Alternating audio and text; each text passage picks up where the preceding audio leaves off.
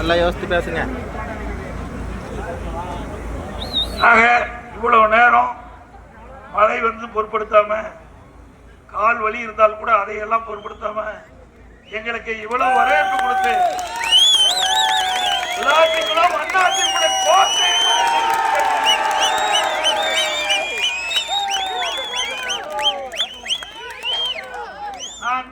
கிட்டத்தட்ட 50க்கும் மேற்பட்ட சட்டமன்ற தொகுதியில நான் இந்த எழுச்சி பயணத்தின் மூலமாக மக்களை சந்தித்தேன்.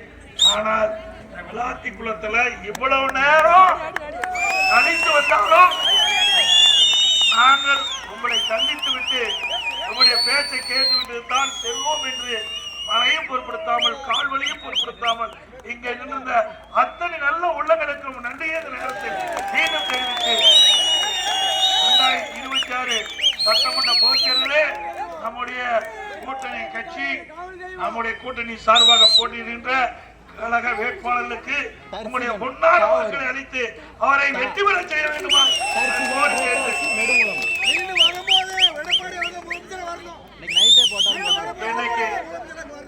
ஸ்டாலின் என்றதுதான் குடும்ப ஆட்சி தான்.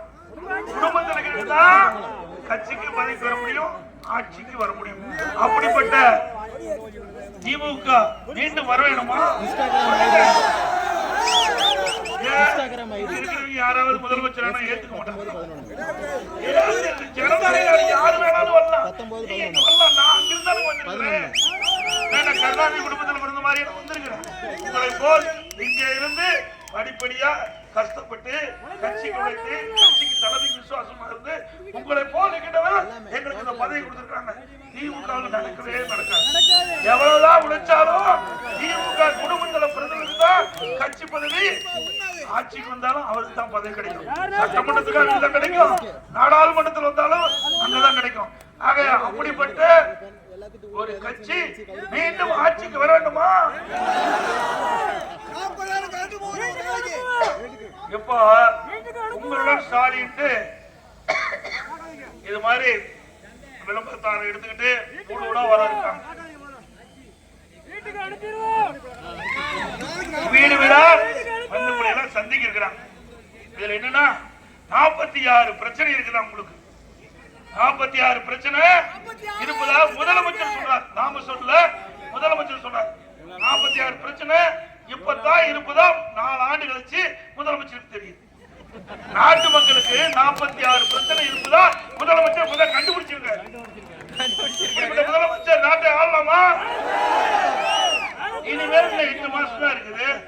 எப்போ மக்கள்கிட்ட சந்திச்சு பிரச்சனை கேட்டு துறைக்கு அனுப்பி அது நிறைவேற்ற முடியும்? இதே போலதான் நான் முதலமைச்சர் இருந்த பொழுது அவர் எதிர்கட்சி தலைவராக இருந்தார் ஸ்டாலின். ஊர் ஊரா போனார். கிராமத்து மக்கள் இங்கேயும் வந்திருப்பாங்க நினைக்கிறேன். வந்திருப்பாங்க.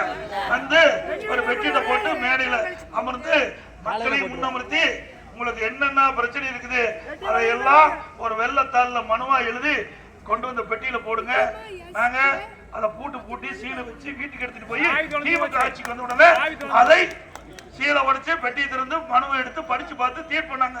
அப்புறம் எதுக்கு ஏற்கனவே மனு போட்டாச்சுல, மறுபடியும் எதுக்கு இந்த மனு? ஏற்கனவே மனு போட்டு அது பாக்கிதான் நிக்குது. 4 வருஷம் மக்களை ஏமாத்திட்டீங்களா? மீண்டும் மக்களை ஏமாத்துறதுக்காக இது ஒரு நாடகத்தை அரங்கேற்றிருக்காங்க. ஏன்னா அடுத்த வருஷம் தேர்தல் வருது. அதுதான் இப்போ முதலமைச்சருக்கு ஞாபகம் மக்களுடைய ஞாபகம் வீடு வீடா அரசு சார்பா இந்த தாளை கொடுத்து உங்களிடத்துல கோரிக்கை கேட்பாங்க. உஷாரா இருங்க, மீண்டும் ஏமாந்து விடக்கூடாது. இன்றைக்கு அதிமுக ஆட்சியில வாய்ப்பாட்டின் குறுக்கே 11 கோடி மதிப்பில் உயர்மட்ட மேம்பாலம் கட்டப்பட்டது. நாகலாபுரத்தில் நெல்லை பல்கலைக்கழகம் அரசு கல்லூரியா உயர்த்தப்பட்டது. அது மட்டும் இல்லாம வல்லநாடு கூட்டுக்குடி திட்டத்தின் விளாத்துக்குளம் புதூர் ஒட்டப்படாத மூலம் ஊராட்சி ஒன்றியத்துக்கு உட்பட்ட கிராமங்களுக்கு சுமார் 515 கோடி ரூபாயில கூட்டுக்குடி திட்டத்தை நிறைவேற்றிய அரசு அதிமுக அரசு என்பதை நேரத்தில் தெரிவித்து மக்களை காப்போம், தமிழகத்தை மீட்போம், மக்களை தமிழகத்தை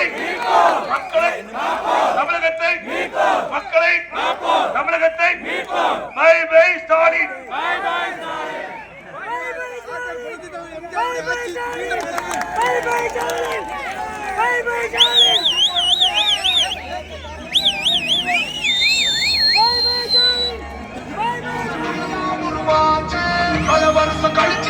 கனவு நிஜமா நடந்தாச்சு புரட்சி தமிழர் எழுச்சி பயணம் புயலா உருவாச்சு வெற்றி வந்து விழுந்தாச்சு மக்களை காப்போம் தமிழகத்தை மீட்போம் மக்களை காப்போம் தமிழகத்தை மீட்போம் மக்களை காப்போம் தமிழகத்தை மீட்போம் மக்களை காப்போம் தமிழகத்தை மீட்போம்